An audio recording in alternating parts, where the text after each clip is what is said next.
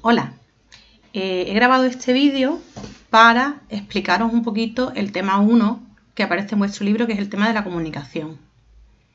Esta presentación sigue más o menos el orden de vuestro libro y voy a ir explicando los conceptos que yo considero que pueden presentar un poquito más de dificultad.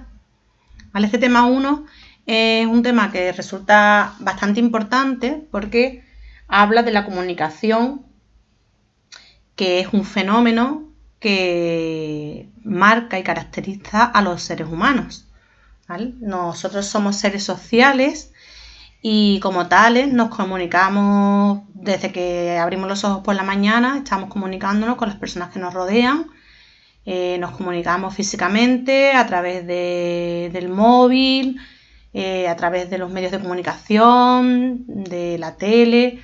Es decir, que la comunicación está presente en nuestro día a día siempre, ¿vale? Y de muchas formas muy variadas.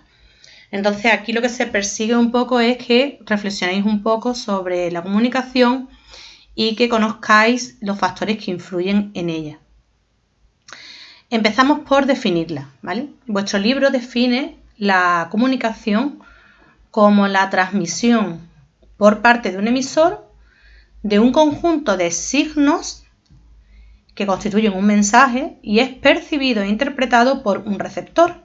Todo ello en un espacio y un tiempo determinados.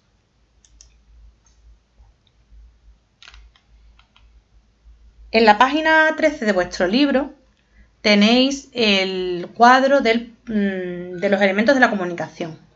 ¿Vale? Este cuadro de los elementos de la comunicación vosotros os sonará porque lo habéis ido trabajando desde primero de ESO. Lo que pasa que sí es cierto que en la ESO se estudia más simple, más simplificado, ¿vale? Y aquí en bachillerato pues ya os lo ponemos un poquito más completo, ¿vale? Cualquier acto comunicativo se entiende como un proceso de comunicación, ¿vale? Imaginaos la situación, ¿vale? Vuestra madre o vuestro padre se acercan a vuestro dormitorio y os piden que recojáis unos zapatos que os habéis dejado en el salón, ¿vale? El emisor en esa situación sería vuestro padre. El receptor, cada uno de vosotros, ¿vale? El mensaje: por favor, ve al salón y coge tus zapatos. El código. El código es el conjunto de signos y normas que utiliza vuestro padre para construir el mensaje. En este caso es el español oral, ¿vale? Porque es un mensaje que se transmite oral y utiliza el español para comunicarse con vosotros. Vuestro padre, que es el emisor, codifica el mensaje, lo construye, ¿vale? Ese mensaje vosotros lo tenéis que descodificar para poder obtener la información. Claro, para que el emisor y el receptor puedan comunicarse, ambos tienen que conocer el código. Es decir, si una persona os para por la calle y os transmite un mensaje, os intenta transmitir un mensaje, imaginaos en alemán y vosotros no conocéis el alemán, pues no se produce la situación comunicativa, el proceso de comunicación, porque el emisor codifica el código, el mensaje, utilizando un código, pero vosotros no podéis descodificarlo porque no conocéis las normas y los signos de ese código. Entonces, no sois capaces de descodificarlo y no se produce el proceso de comunicación. ¿Vale? Para que se produzca, ambos, emisor y receptor, tienen que conocer el código. Los códigos no son solo las lenguas. Imaginaos que un emisor codifica un mensaje en código Morse y el receptor no conoce el código Morse, pues no puede haber proceso comunicativo porque no entiende el código, no es capaz de descodificarlo. El referente. El referente es el elemento de la realidad al que hace alusión el mensaje. Si volvemos al ejemplo de vuestro padre que entra a vuestro cuarto y os dice fulanito, ve al salón y recoge tus zapatos. Pues los referentes son tu salón, tus zapatos, ¿vale? Esos son los elementos de la realidad. Fijaos en una cosa, ¿vale? Aunque el mensaje sea el mismo, o sea, cuando el mensaje se lo envían a Paula, ¿vale? Y el mismo mensaje que se lo envía su madre a Adrián, ¿vale? Aunque el mensaje sea el mismo, recoge tus zapatos, el referente de la realidad no es el mismo, porque ni es el mismo salón, ni son los mismos zapatos, ¿vale? Entonces, el código puede ser exactamente el mismo, pero el referente es aquel elemento de la realidad al que está aludiendo el emisor y el receptor. Otro elemento es el canal. El canal es el medio físico que se utiliza para transmitir el mensaje.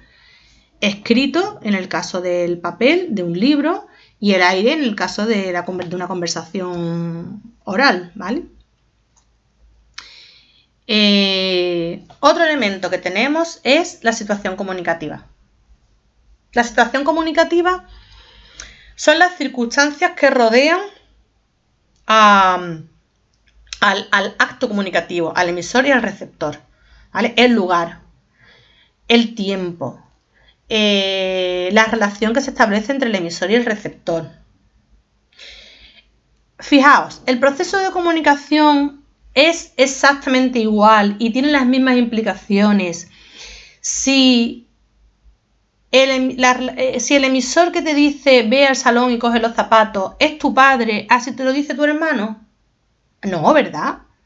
Porque hay una relación de autoridad entre tu padre y tú que no existe entre tu hermano y tú. Entonces, vosotros no vais a descodificar ese mensaje igual, con exactamente los mismos elementos, cuando el emisor es tu hermano que cuando el emisor es tu padre. ¿Vale? Por eso la relación entre el emisor y el receptor, pues también varía. Nada más que tenéis que pensar que probablemente vosotros no habléis igual conmigo, que soy vuestra profesora de lengua, que con vuestra madre. Porque la relación entre nosotros está condicionada por una serie de elementos sociales que hacen que sea una relación diferente. Y esa relación diferente va a condicionar la forma en la que nos comunicamos. El contexto. El contexto son las demás palabras que rodean al mensaje. Fijaos en el siguiente mensaje, que es el ejemplo que pone vuestro libro. Está colgado desde hace tiempo. Está colgado desde hace tiempo. Ese mensaje va a tener un referente en la realidad diferente si las palabras que lo rodean hacen alusión a un abrigo que está colgado en una percha o un ordenador que se ha quedado pillado. ¿Vale? Entonces, las demás palabras que rodean al mensaje, que constituyen su contexto, pues también influyen en el acto comunicativo. Y me queda por comentaros la retroalimentación. La retroalimentación, si fijáis, aparece en verde y con unas rayitas en verde. Cuando vamos a ponernos en la situación comunicativa de que lo que estábamos hablando antes, ¿vale? Vuestro padre viene a vuestro dormitorio y os dice, fulanito, ve al salón y coge los zapatos. Tú como receptor puedes hacer como que pasas de él, o puedes hacerle un gesto levantando el pulgar hacia arriba, ¿vale? En función de cómo vosotros reaccionéis, estáis retroalimentando el mensaje. Y ya ahora vosotros os convertís por un momento en emisores y vuestros padres en receptores. Otro ejemplo que yo pongo siempre para explicar la retroalimentación, que precisamente es uno de las dificultades que encontramos los profesores con la situación que tenemos actualmente con el tema de la enseñanza no presencial, que es que la retroalimentación es más complicada. Os voy a explicar por qué. Si yo estuviera explicando este cuadro de los elementos de la comunicación en la clase, yo, mientras que estoy emitiendo el mensaje de explicar esto, puedo ver vuestras reacciones, ¿vale? Puedo ver si os estáis durmiendo, si no os estáis durmiendo, si estáis bostezando, si os aburrís, si os interesa, si estáis distraídos con otra cosa. Y puedo ir modificando mi mensaje en función de la retroalimentación que vosotros me mandáis. Puedo detenerme más en explicar una cosa, ir más rapidito en otro, cambiar mi tono de voz, repetir algo, ¿vale? ¿Qué ocurre? Que con la situación que tenemos actualmente, yo no os percibo a vosotros, entonces no sé si realmente tengo que modificar algo. La retroalimentación aquí, pues, no está funcionando de la misma manera porque no es un proceso de comunicación instantáneo el que estamos teniendo ahora mismo. Yo estoy grabando este vídeo a las 11 de la mañana del día 12 de mayo y tú lo vas a escuchar cuando te parezca, ¿vale? Claro, no es que no se produzca retroalimentación. Si tú después, una vez que lo veas, me mandas a mí un mensaje diciéndome, Carmen, no entendí muy bien tal concepto, pues ahí ya hay retroalimentación, pero no es instantánea, que es algo propio de la comunicación oral, la simultaneidad, ¿vale? Bueno, yo creo que, claro, entonces todos estos elementos condicionan el proceso de comunicación. Todos estos elementos condicionan el proceso de comunicación. Pasamos ahora a otros factores que intervienen en la comunicación. En vuestro libro aparecen 3 factores que pueden ser a lo mejor un poquito difíciles de entender, que son la información, el ruido y la redundancia.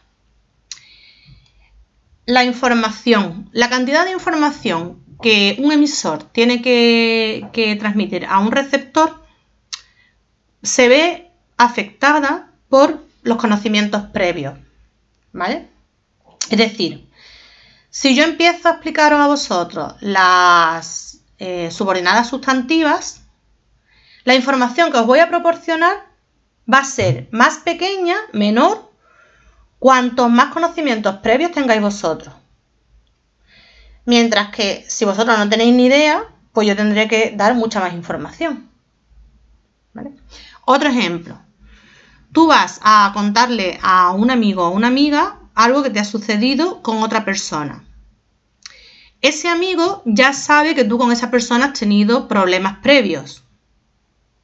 Pues hay mucha información que no necesitas darle porque los dos, emisor y receptor, ya sabéis qué información compartís, ¿vale? Como sabéis la información que compartís, pues necesitas en ese momento proporcionarle mucha menos información.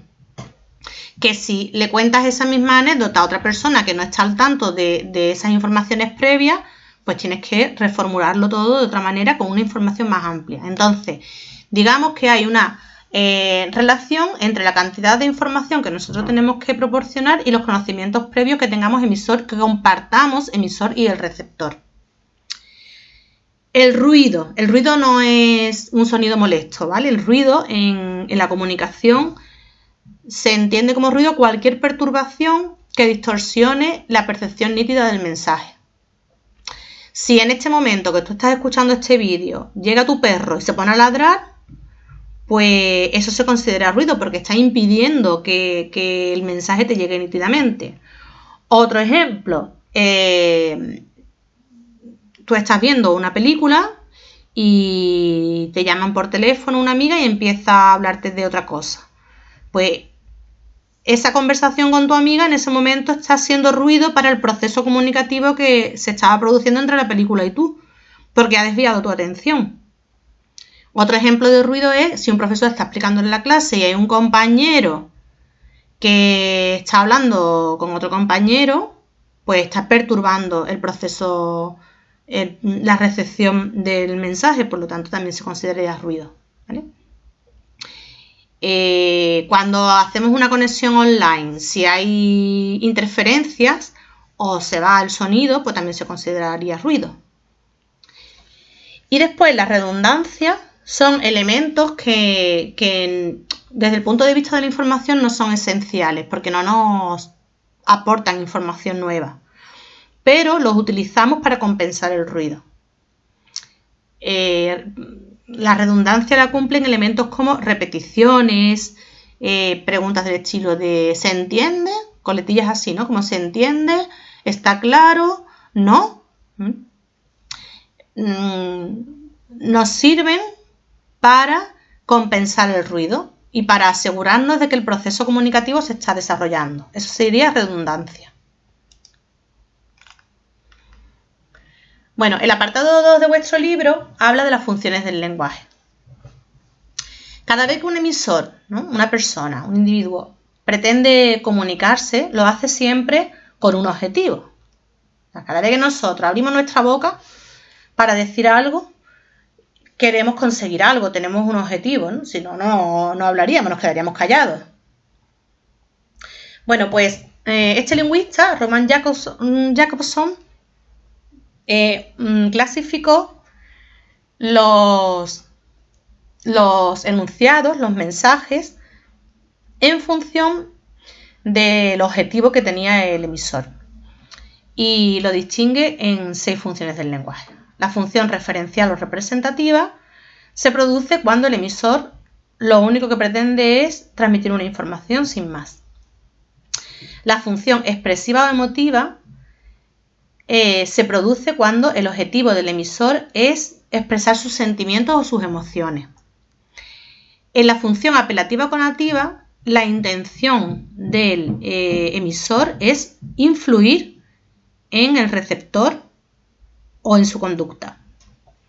La función fática tiene que ver con la redundancia.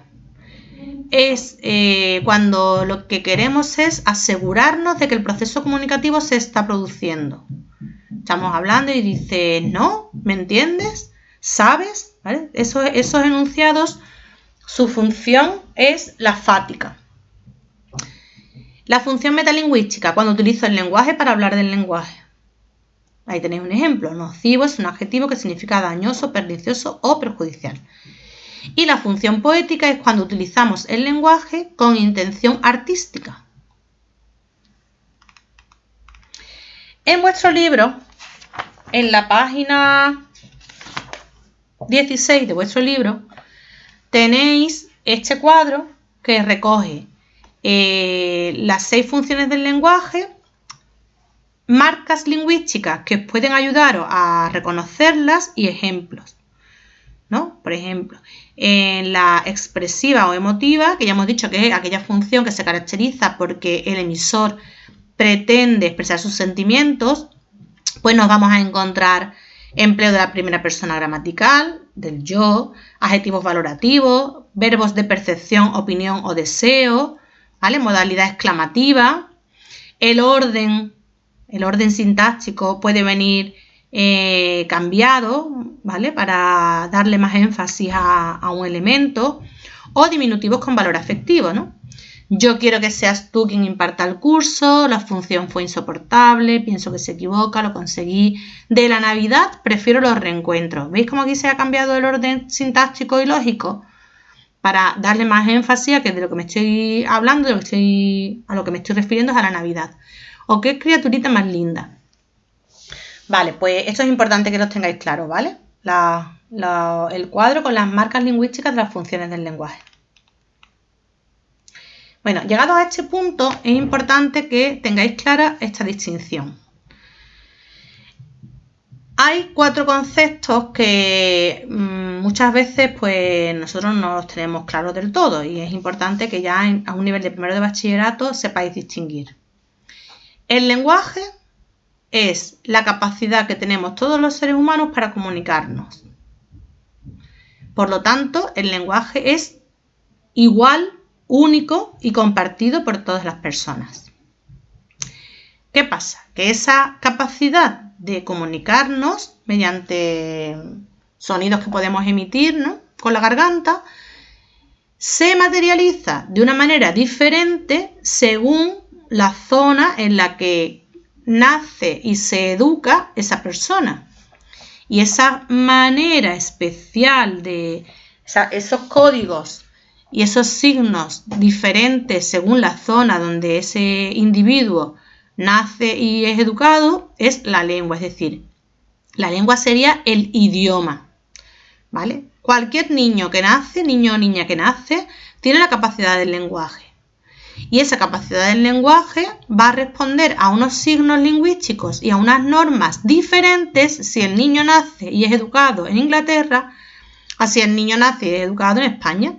Por un lado, aprenderá la lengua, el español o la lengua inglesa.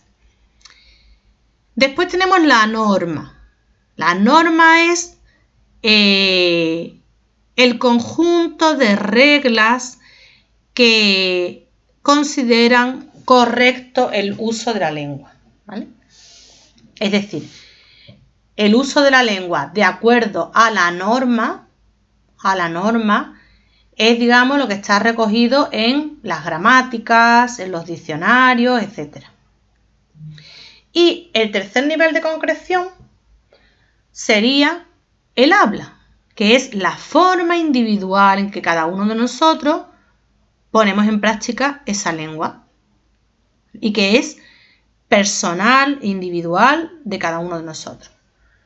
Es decir, todos los que estamos en clase hablamos el mismo idioma, que es el castellano, pero la forma en la que lo hablamos es diferente según cada uno de nosotros, porque cada uno de nosotros tenemos unas expresiones propias que utilizamos, una manera de pronunciar, una manera de realizar unos fonemas diferentes a otros fonemas. A lo mejor alguno de vosotros hace la ch más, la arrastra un poco más y otro hace una ch más seca. Vuestro léxico, vuestro vocabulario. A lo mejor uno de vosotros sois personas que decís más tacos y otros son personas que decís menos tacos. ¿Vale? Pues toda esa manera especial, individual y única en la que tú hablas y la que tú pones en práctica el castellano es tu habla y es individual. Bueno, pues la lengua cambia y según la realización de esa lengua, pues tenemos varias variedades. En vuestro libro se recogen que podemos tener variedades diastráticas, diafásicas o diatópicas. Vale, las variedades diatópicas son las diferentes formas de hablar una lengua según el lugar de procedencia. Es decir, la lengua castellana no se habla igual en Asturias que en Algeciras. Todas las personas que lo hablan en Asturias comparten una serie de rasgos que los diferencian de las personas que hablan el castellano en Algeciras. Pues eso es variedad diatópica. La variedad diatópica de Asturias y la variedad diatópica de Cádiz o de Algeciras, ¿vale? Después, la lengua también cambia según la situación comunicativa. Y esa es la variedad diafásica. Vosotros probablemente no habláis de la misma manera cuando estáis en clase y estáis exponiendo delante de los profesores y de vuestros compañeros a cuando estáis utilizando la lengua por WhatsApp con vuestros amigos, ¿vale? Como la situación comunicativa es diferente, vuestro uso de la lengua también va a ser diferente. Por lo tanto, la variedad diafásica es según la situación comunicativa. La situación comunicativa puede ser más formal o más coloquial. Y la tercera variedad es la variedad diastrática. La variedad diastrática tiene que ver con el nivel cultural de los hablantes. El nivel cultural de los hablantes, es decir, si el hablante tiene un nivel cultural más culto o más vulgar. ¿Qué ocurre? Que es algo que nos preocupa mucho a los profesores de lengua en los institutos, que nosotros queremos conseguir que vosotros seáis hablantes con un nivel culto. Porque el hablante de un nivel culto es capaz de moverse en cualquier situación comunicativa, en las más coloquiales y en las más cultas. En una conversación con un niño de 3 años, con unos amigos adolescentes o en una entrevista de trabajo. Mientras que el hablante de un nivel cultural vulgar tiene serias dificultades para poder desenvolverse en situaciones comunicativas más formales, como puede ser una entrevista de trabajo. Entonces, cuanto más podáis conseguir un registro de lengua culto, seréis lingüísticamente más competentes, porque podéis manejaros en cualquier situación comunicativa. El concepto de norma lingüística. La norma lingüística es el conjunto de normas que determinan el uso correcto de una lengua. Se caracteriza por la universalidad, su estabilidad y el arraigo cultural. ¿Vale? Es la Real Academia de la Lengua en España la que fija la norma en el castellano, es decir, lo que es correcto, el uso correcto. Que después nosotros somos los que podemos decidir en algunas circunstancias si queremos transgredir esas normas. Pero es interesante que las conozcamos y que en aquellas situaciones comunicativas en las que sabemos que tenemos que respetarlas, pues las respetemos. Os voy a poner un ejemplo. Muchos de vosotros, cuando estáis escribiendo un WhatsApp a un amigo, a lo mejor hacéis un uso de la lengua en la que os saltáis algunas normas, ¿no? Por ejemplo, hay palabras que no las escribís completas. Bueno, vuestra libertad como hablantes es que en vuestro habla, y cuando digo habla me refiero también escrito, ¿vale? En vuestro habla, en vuestra forma especial de realizar el castellano, vosotros optéis en algún momento por transgredir la norma. ¿Y por qué transgredís la norma? Pues lo transgredís en favor de la rapidez, por ejemplo. Vale, pues lo puedes hacer. Pero un hablante competente desde el punto de vista lingüístico sabe que después, en una circunstancia como es hacer una redacción para la profesora del instituto, tiene que respetar las normas lingüísticas. Porque en esa situación comunicativa es importante que la norma lingüística se respete. ¿Vale? ¿Entendéis el ejemplo? Hay que conocer la norma lingüística para transgredirla si necesito transgredirla en favor de otros elementos, de otros factores o cumplirla. Ya hemos hablado de las variedades diastráticas, ¿vale? Un nivel culto es un nivel que se caracteriza por un uso variado y coherente de las estructuras sintácticas, riqueza léxica, precisión en el uso del lenguaje, corrección en la pronunciación y corrección ortográfica. Y aquí esto es importante, ¿eh? Es decir, si yo soy un hablante de un nivel culto andaluz, yo soy andaluz, eso no es una variedad diastrática, eso es una variedad diatópica, ¿vale? Tendré que pronunciar correctamente de acuerdo a que yo soy andaluza. Y si en el andaluz pues se sesea, pues yo voy a sesear, porque desde el punto de vista de mi variedad diatópica eso es correcto. ¿Vale? O sea que no confundáis la diferencia en cuanto al acento con la diferencia de nivel. Nivel medio, pues implica que tiene una corrección, o sea, el hablante es correcto, pero no tiene el nivel máximo de precisión verbal, o a lo mejor tiene un léxico pues más restringido.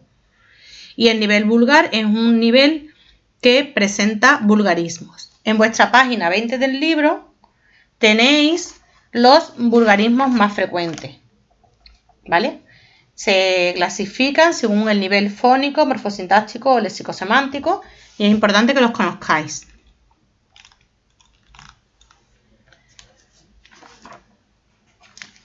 Nos faltaría por explicar las variedades del castellano según la historia de la lengua, ¿vale?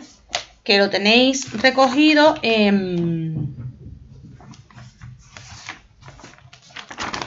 el apartado 4 del libro. Pero eso lo voy a explicar en otro vídeo, ¿vale?